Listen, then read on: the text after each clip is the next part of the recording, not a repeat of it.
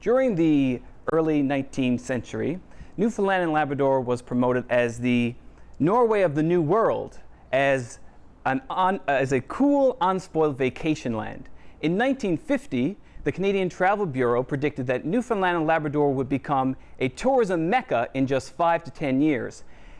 And in 2013, the Department of Tourism at the provincial government received a package from Darrell Kennedy with recommendations for the tourism industry, and they took them very seriously. I can't back up that last one. However, I can make my case here today.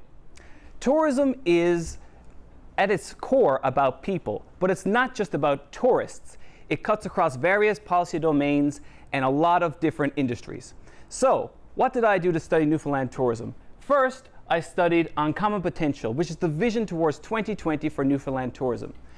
I also looked at various policy literature and different policy documents being implemented in Atlantic Canada and throughout Canada. And I created a comprehensive list of strengths and weaknesses and issues and concerns. But it struck me when I was interviewing my key informants that people who earn a living from tourism here in this province have a keen sense of what their strengths and weaknesses are. So what did I do?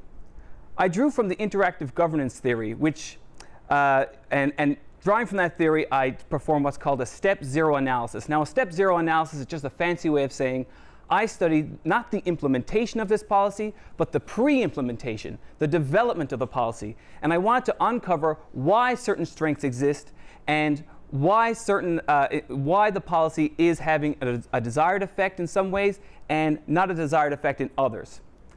So let me put this into some context for you so you understand what I discussed in my thesis. If, let's just say, I told one of the judges that I would double your net worth by 2020, I'm sure you'd be very excited and you'd let me win this contest. However, if I showed you my plan and the plan didn't involve any financial investments or quantify any of the financial resources I would need, you'd be very skeptical, I think. So, Uncommon Potential, its main target is to double Newfoundland and Labrador tourism revenues from $800 million to $1.6 billion by 2020. However, it does not include any financial investment plan, nor does this province have a tourism investment strategy.